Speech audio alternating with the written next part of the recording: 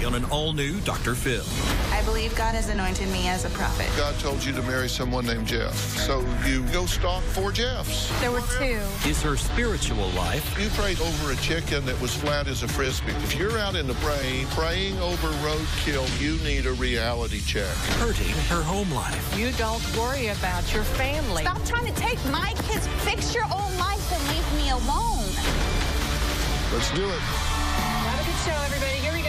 This is a safe place to talk about hard things. Stand by. We'll count you down. I try to be an emotional compass and point you in the right direction. 5, 4. I am not giving up on you.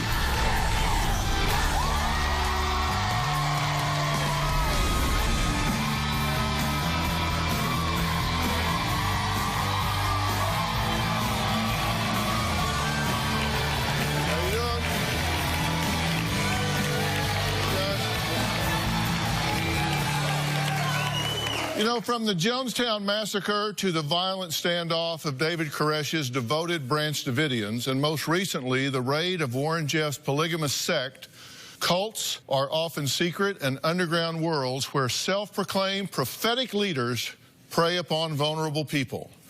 But imagine if one of these leaders was a family member, or worse, your own father. Well, that's what happened to Mark, whose father was Brother Julius, a man who claimed to be God himself, with a dedicated following of 200 people desperate for spiritual guidance. But instead of direction, many of these followers claimed they were lured into a web of sexual and financial exploitation. Now, Mark and his wife Cheryl worry their daughter Julia is beginning to follow in her grandfather's footsteps. Or maybe she's mentally ill.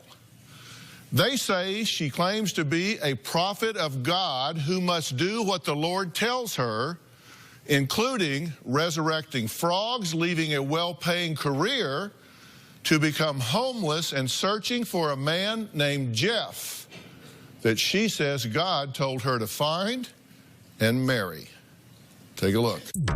The Lord blesses me every day. He draws me closer to Him. My daughter, Julia, firmly believes that she's a prophetess. Let me tell you, God does punish the wicked. She believes that God speaks to her, and whatever He tells her, she should do. Because of this, she makes bad decisions. I haven't figured God out completely. I'm sure there's lots of avenues that He has yet to show me. Julia said that God told her she should marry a man named Jeff. She would start stalking Jeffs. One particular Jeff had to file a restraining order against her. Another time, Julia left a high-paying IT job because the Lord told her to quit. I thought Julia had flipped out. She moved around from place to place, then became homeless. We need to know who we are in Christ so that when the enemy tries to shut us down, we can stand. Julia believes that the Lord gives her premonitions about the future. One time, Julia said that a neighboring town was going to be flooded due to God's judgment. She moved away and nothing happened. God's gonna show up and He's gonna show out if you believe. If you don't believe the way she believes, it's her job to straighten you out. She's even been asked to leave a church and been escorted out of a church because she disrupted services. I believe that Julia is suffering from mental illness. I want Julia to be evaluated because Julia's thrown everything away. But Julia's prophetic claims don't stop at just following God's commands. She also claims she's being used as a vessel to heal not only herself of sickness and sin, but also others, including complete strangers. He has used me to heal people of cancer. Julia believes that she can heal people. I've been used to heal people of lung cancer, rotator cuff injuries, colds, will be out somewhere and she'll see somebody and she'll go up to them and tell them that the Lord showed her this and then ask if she can pray with them regarding it. Julia not only believes that she can heal people, she believes she can bring things back from the dead. Julie claims that she has raised a frog from the dead. She said that it was dead and she brought it back to life. And I thought she lost her mind.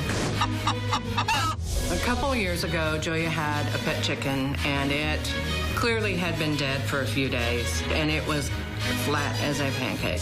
She felt like she could bring it back to life. It was pouring down rain, and she knelt down and prayed for that chicken for over 30 minutes. It did not come back to life. She told some of her friends that she raised her mother from the dead when her mother was sick. I believe that Julie has delusions of grandeur. If you really believe that you can do these things, go down to the hospital, because there's a lot of people in the morgue that don't want to be there. It makes me question her mental health. She thinks her gift is of God, and I'm not sure it is. Well, Julia is here and insists she is God's prophet and her parents are being blasphemous by trying to tear her down. She said they just don't take her serious. In fact, she thinks this whole show is just another step towards trying to get her to believe this just isn't real. Take a look. Declare his glory among the heathen, his wonders among all people. I believe God has anointed me as a prophet for his kingdom. And he said unto them, Go ye into all the world and preach the gospel to every creature. God speaks to me through the Bible, through dreams and visions, through other people. He that believeth and is baptized shall be saved. When God asks me to do things, I do those things. God has showed me when people are sick, and he'll give me a word for them on how that they can walk in their healing. They shall lay hands on the sick, and they shall recover. In many cases where I have prayed for people, they have been healed. People that have had rotator cuff injuries, bone spurs, issues with their knees, back pain. I was able to help a friend of mine who had been diagnosed with a rare type of leukemia. When he went back to the doctor, the blood work came back normal. But I want to make it very clear, it's not me that's healing these people, it's God through me. My parents are completely ignorant to my faith and extremely disrespectful of my relationship with God. They don't want to understand. I just pray that you would shut the mouths of the lions, Lord. They should accept me for who I am. Okay, Julia, so this is a situation where you have a very strong belief that you are a prophet. Yes, sir. And you believe that that's not true. Correct. You believe that's not true. Correct. Tell me how you learned that you were anointed. It really just started when I started asking the Lord what my purpose was, because we all have one. And so I really just ended up being pointed a lot to the books of the prophets in the Bible. And, you know, as I was asking, I could see a lot of ways that I could identify. It wasn't like one moment where the clouds opened, you heard the baritone voice. There wasn't one of those moments. This just kind of came on you through your reading and studying. Right. All right, and so upon what do you base your opinion that this is just not true? I believe there's a balance in everything you do. And when you can't talk to somebody without them quoting scriptures at you and telling you that you can raise a frog from the dead, or you seeing them try to raise a chicken that's, like I said, flat as a pancake, that's been dead for days, and out there praying in the rain for that chicken, trying to bring it back. Like my husband said, don't waste your time and energy on a dead chicken. Go down to the morgue and raise them up. I just want to clarify, I don't believe in this moment that I can raise the dead. I know that I have witnessed the frog, but it's hard for me because it's still something I'm learning. I believe in the principle of parsimony. I mean, Right. what's most likely? What's the simplest explanation? In science, it's referred to as Occam's razor. Now, if you say, I raised a frog from the dead, you know, is that the simplest explanation, or would a simpler explanation be the frog was stunned? If you take a frog that's flat and pressed in between two 2x4s, he's not just stunned. I'm just saying, do you test your reality to say, has God anointed me to resurrect this frog or this dead chicken? I mean, seriously, I don't think you're called to roadkill. No, I'm not. But I also know that as you're learning your faith, you can't just start big either. You have to start small. You can't just get on a bicycle and all of a sudden know, oh, I know how to do the pedals and I know how to ride the bike and steer the handlebars. But you're out, small. you prayed 30 minutes over a chicken that was flat as a Frisbee, right? Right. I mean, if did you really think it was going to I really didn't know. Pop up and start clucking? I didn't know. But if you got to start somewhere. If you believe, well, if we're going to start somewhere, let's start with testing reality and say, would that be a reasonable expectation? If that is how I can test my faith in a small arena, I don't see anything wrong with that. All right, let's take a quick break.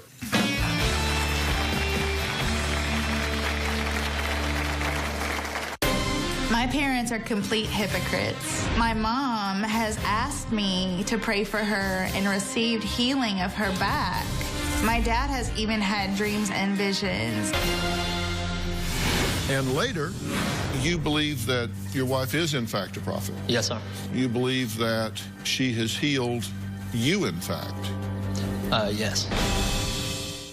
Tomorrow on an all-new Dr. Phil. She's a young mom. My son's girlfriend is manipulative, conniving, fake. She's her future mother-in-law. You don't talk, you spit words out. You're just spewing venom. Because I have a lot of venom in me. Did you grab her by the hair and snatch her up off the couch? Absolutely. The baby is sitting in my lap. No, the baby was not. You decided to attack her. I snatched her up off the couch. Yes, I did. I will make a scene. Yes, I will.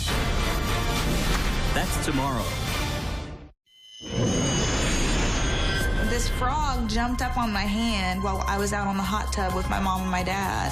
And it was kind of just staring at me.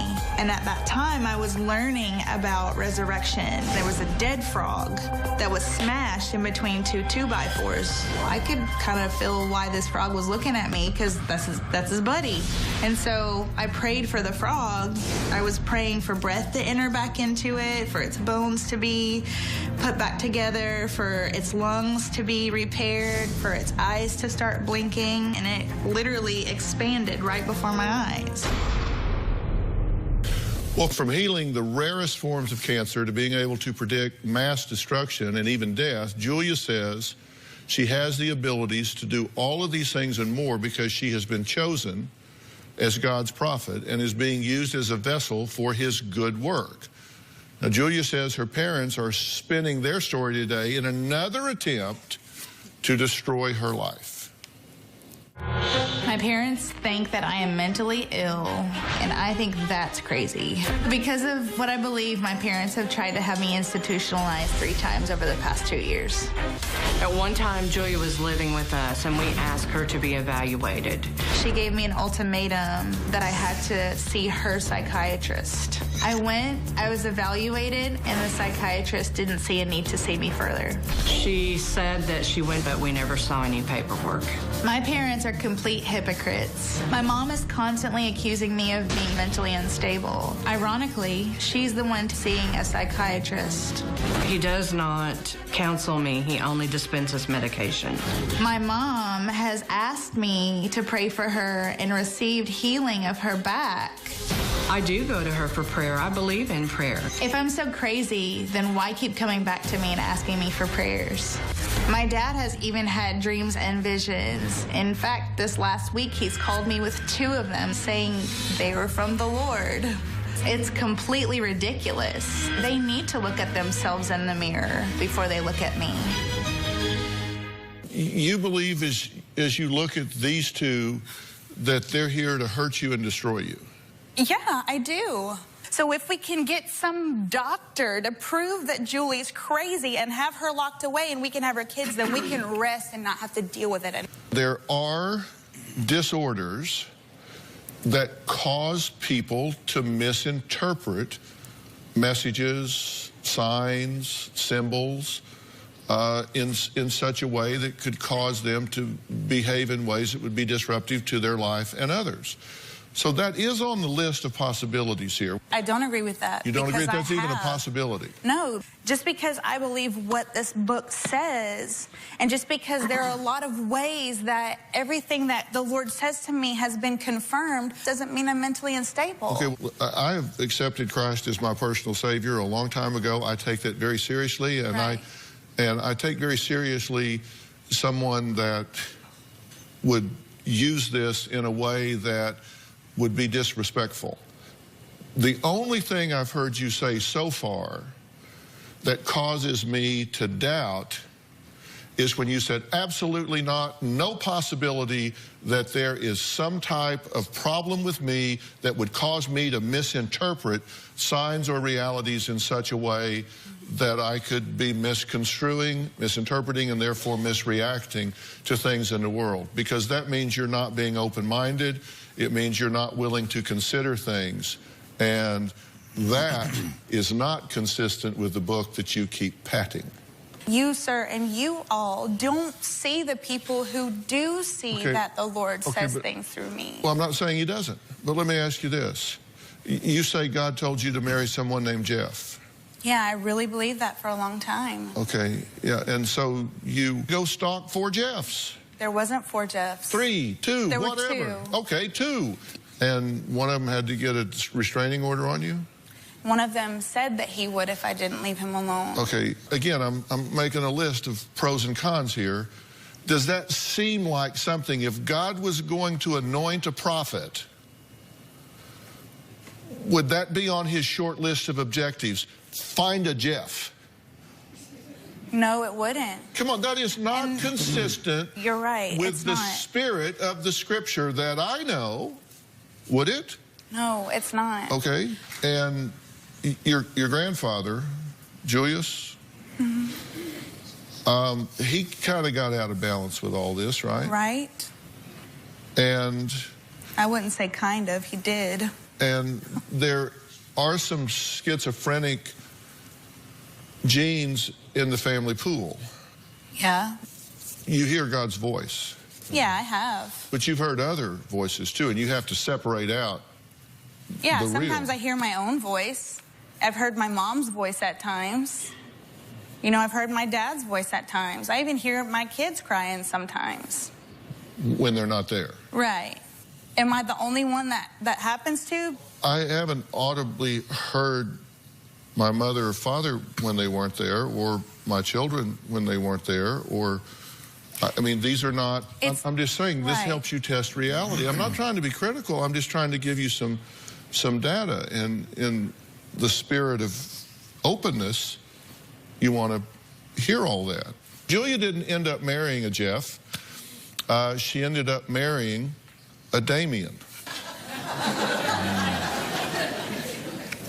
I don't make this up, I just report it. Who says he suffered in silence for years from a sin that was destroying his life, but insists his wife finally healed him. So what was that sin? I will tell you after the break.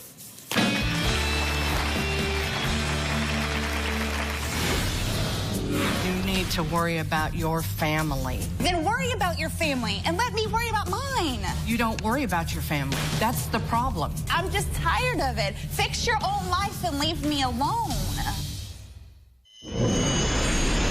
I do believe my son has a prophetic gift just as I do. The first time I realized this was when my son explained a vision of a car accident, and a few minutes later it happened. Another time he said he saw me in a vision crying and that I had lost a child.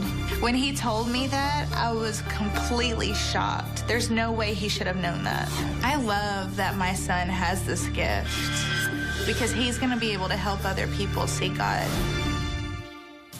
Well, also joining us is Julia's husband, Damien. Damien, thank you for being here. Good to be here. You believe that your wife is, in fact, a prophet? Yes, sir. And you believe that she has healed you, in fact? Yes. How so? Well, I've been married before, and me and her met at a company in Georgia. And as we worked together, I was going through a nasty divorce because of the sin of homosexuality. You think that's a sin? You think that's an illness, in fact? Yes, sir. I know that it is, sir. Yeah. Well, I don't necessarily see things the same way that you do on that, but you think she healed you in that? Well, not her, but God through her, through our relationship. Okay. Right, God through her. Okay. And you're concerned about your grandchildren? Yes, sir. In what way? When I see my daughter walk off of a great job making good money because the Lord told her to, and convince her then friend to walk off of his job because God told her to tell him that, and then pack a van and move with no apartment and no jobs, and then get evicted from there, live with us for a while, then move into other houses, and just up and move again because God told them to move with no job, no forethought, no nothing, without thinking about, I've got 2 kids that I've got to support, and now another one on the way when you can't support the 2 you got. I can't. No, you can't. You're getting ready to get evicted, Damien. You have 7 days. You just kind of hear what you want to. I hear what you told me. No, okay, but you don't hear everything that I say. And let me ask you, because you don't feel that you're a prophet.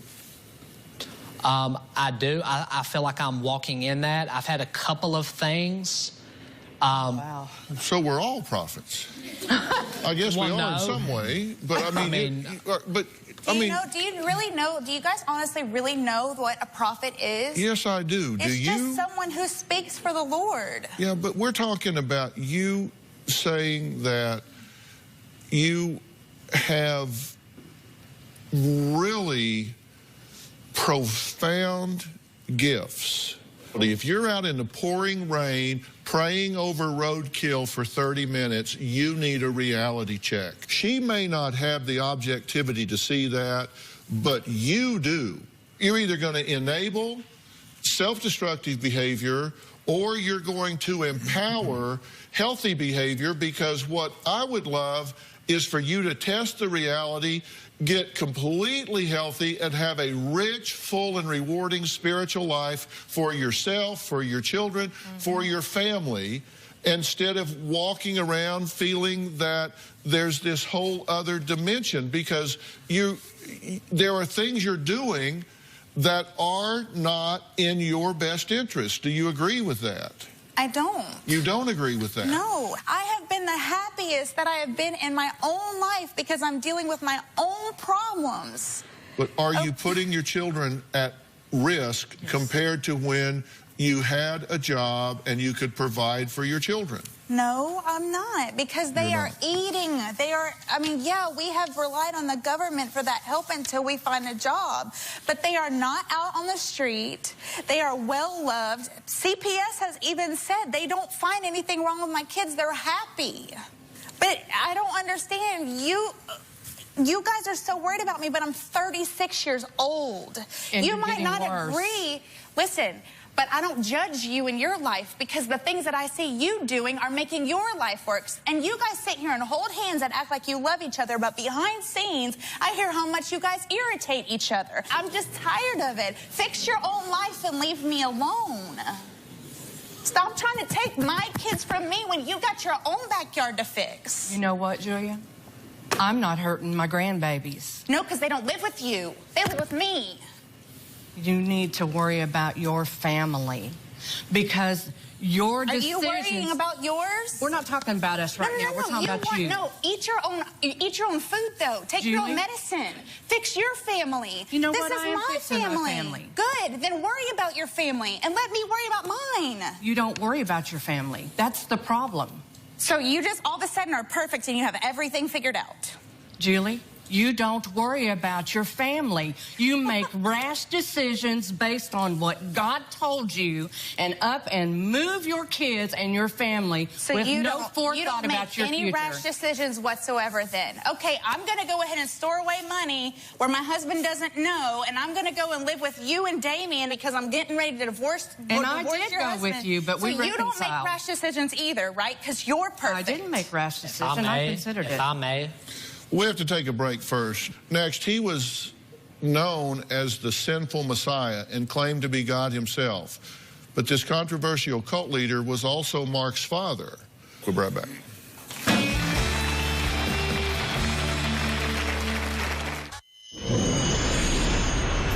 I feel like if they could, my parents would try to take my kids from me when I've done nothing wrong.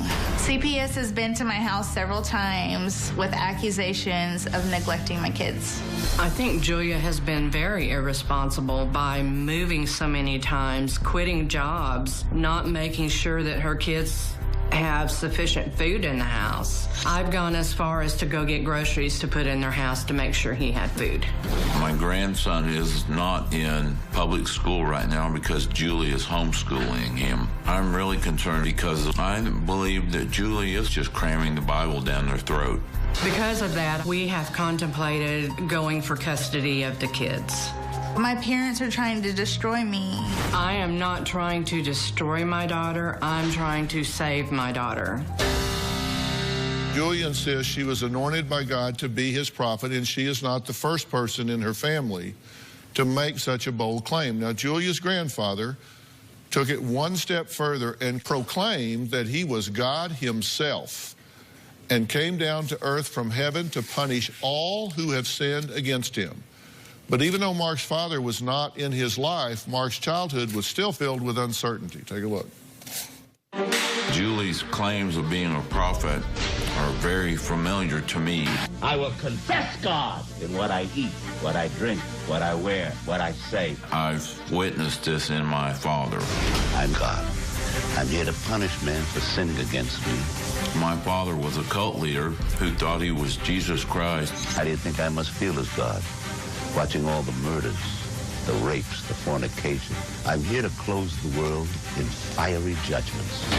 I'm really worried that Julie is behaving the same way as my father. What also concerns me is I see some of the same traits in my daughter that I saw in my mother, who exhibited unpredictable behavior.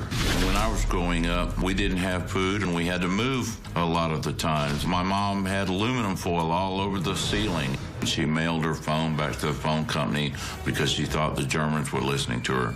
And I'm afraid that Julie's headed down that same road because she's quit her job, she's lost her car, she has no income, she's about ready to be evicted. If we don't get some immediate help for Julie, that there may be a point of no return for her. All right, also joining us via Polycom is Julia's younger sister, Angie, who claims her sister is not a prophet and is hiding behind God instead of acknowledging a possible mental illness. Now, you've been listening the entire time, correct? Yes, sir. Okay, so you have the full context of what we've been talking about. What can you add? You think she is not a prophet at all? I don't think she's a prophet. I think that Julie picks what information benefits the situation at the time. Well, the whole point is whether I say I'm a prophet or not, if I give you a warning or if I say, hey, don't go down that alley because you might get hurt, that's kind of what God uses his prophets for. Like, hey, listen, I'm trying to tell you something bad's getting ready to happen because I love you and I don't want this to happen. So it's not like I'm going around going, oh, you're a sinner and you're going to go to hell. That's not what I do. Anytime she tries to make a point and it's not received well by the person she's trying to give it to, she comes back in hate, which is not a Christian quality. I get angry with them, and not because they're not hearing what I'm saying, but because they're constantly persecuting me for what I'm saying. I have plenty of people. You do the same thing to them, and you've done the same thing to me. But when you continue to get the same things over and over and over, it gets old, Angie. I'm not like this with people who do love me and accept me. Why have all your Damien, friends alienated you? They all haven't. I have plenty of friends. Out of all your friends, you have 3 left? Yes, Woo. I do. Well, but you know what? Something. He who has too many friends comes to ruin. Not everybody's a friend. You're not they can be a popular. friend of me. You're not going to be popular. Did you write 18 churches about a specific pastor in the community? I wrote 29 churches, yes, sir. You said was conducting demonic work? Yeah. Tomorrow on an all-new Dr. Phil, a young mom confronts her future mother-in-law. I don't want to be involved with the drama anymore. But you did grab her by the hair and snatch her up off the couch? I snatched her up off the couch. Yes, I did. That's tomorrow.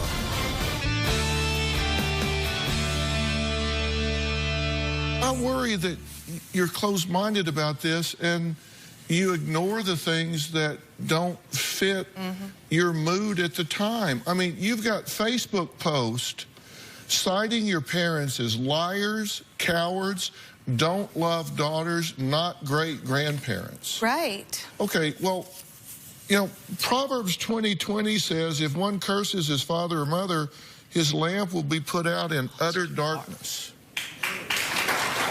That's good. You're right.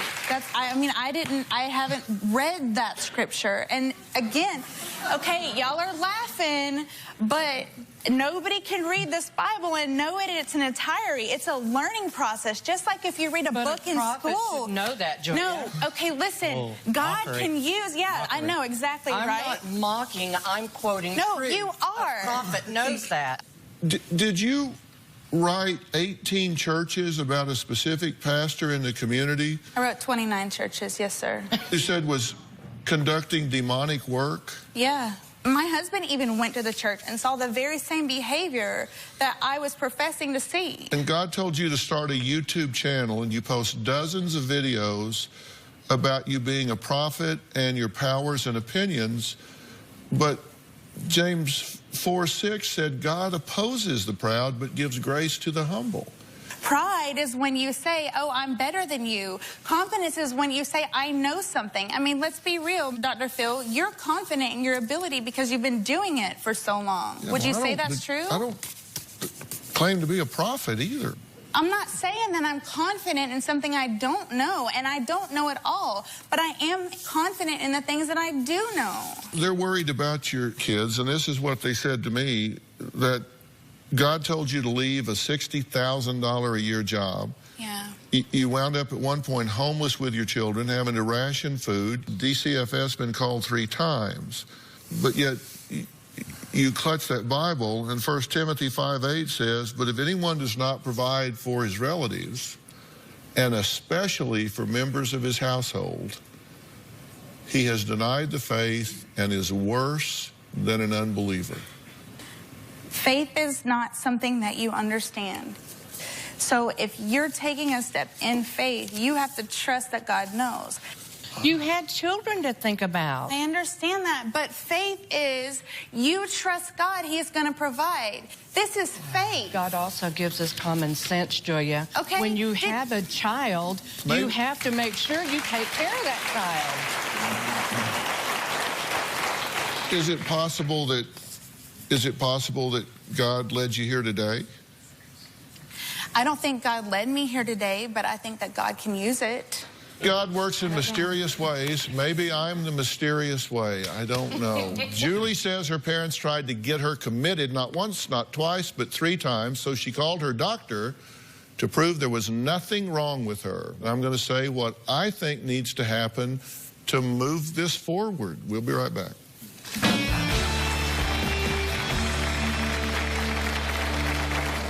I think the reason my family has a hard time with what I believe is because of the church they grew up in. My parents have told me that the church they grew up in was a cult. The church they went to was very restrictive. Women had to wear their hair up and dresses. You couldn't talk to anybody who didn't belong to the church. You couldn't marry anybody that wasn't in a church. You couldn't even watch movies or television. Because of a horrible upbringing in a cult church, it's damaged their faith, and it makes them persecute my faith. We have a lot of fun here in the studio audience. If you're going to be in the Los Angeles area and you would like free tickets, go to drphil.com and click Be in the Audience, or you can call 323-461-PHIL. That's 323-461-7445.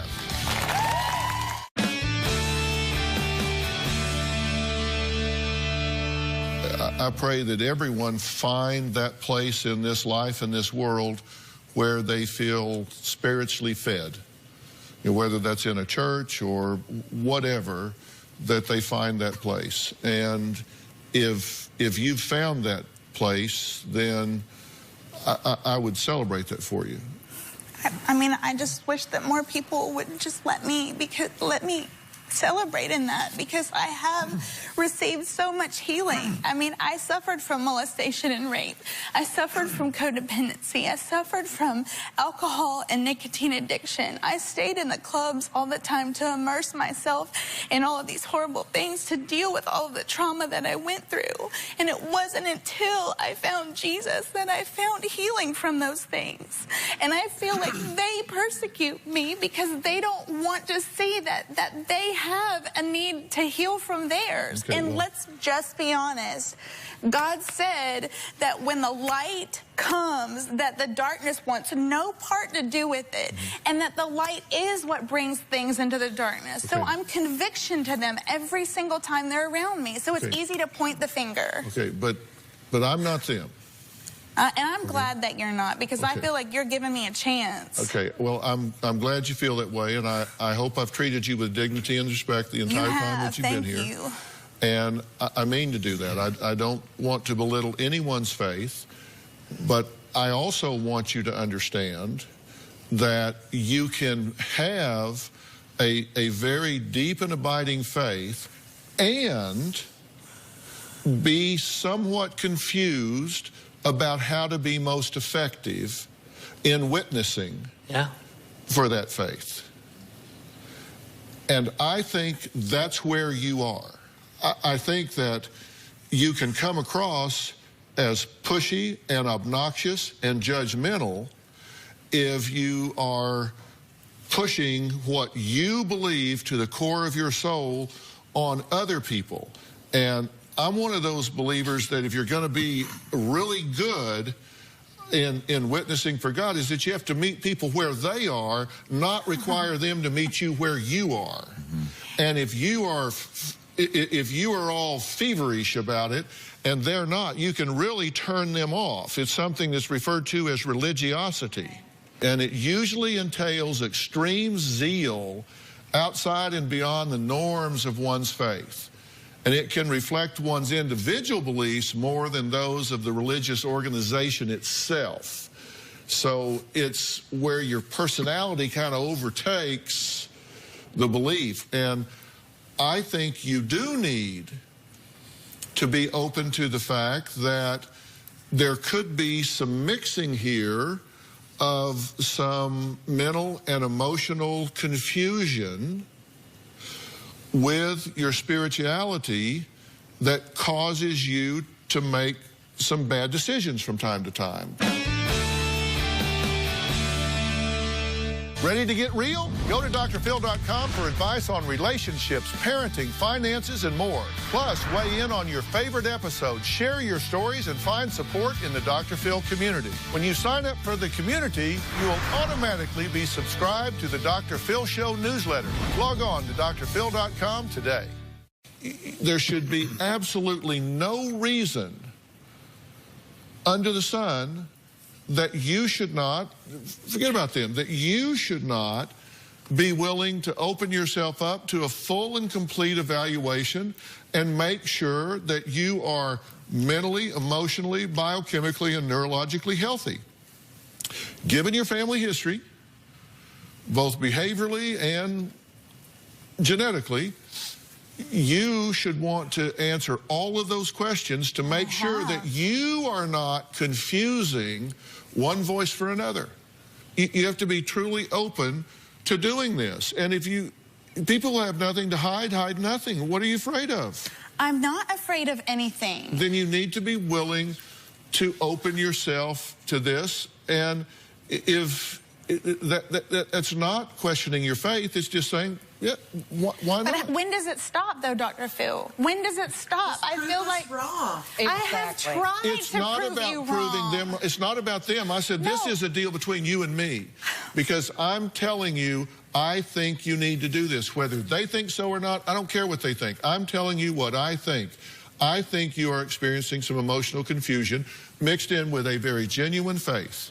And I think if you will sort that out, you will be so much more at peace and so much more effective in what you want to do. And if you don't do that, then I really question your sincerity about this whole thing. He's not saying be too open. He's saying being open to the possibility. And I'm offering it to you. I'll make the arrangements. I'll set it up. They don't need to ever know anything about it. This is between you and the professionals.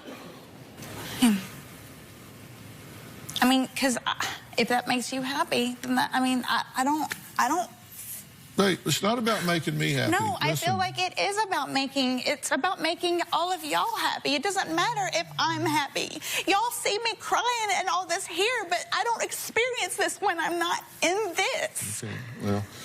When people don't agree with you. No, it is not when people don't agree with me. You're really, really convincing me that this is something that you really, really need to do. And if you think you don't need those answers, then you're worse off than anybody even thinks, because you really, really, really need to examine those answers, and you know that. Right. I do. Okay. Not saying it's a bad thing. It's not a bad thing. Not at all. No, it's fine. I'll do it. And that's a gift I will get. I will make the arrangements. I'll pay for it all. It'll all be done for you. And I mean, it's a great gift to you and to your kids. And if you rule out all of that stuff, then... So what happens? Let's just say it is all ruled out. What happens then?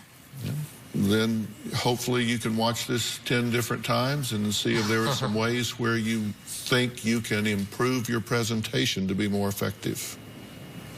We all want to be the most effective witness we can, right? Yeah, but I don't really feel like you guys have allowed me to actually answer for those. I think there have been a lot of events that have got twisted up. Well. Okay. I want to thank all of my guests today. We appreciate it so long. Thanks, guys.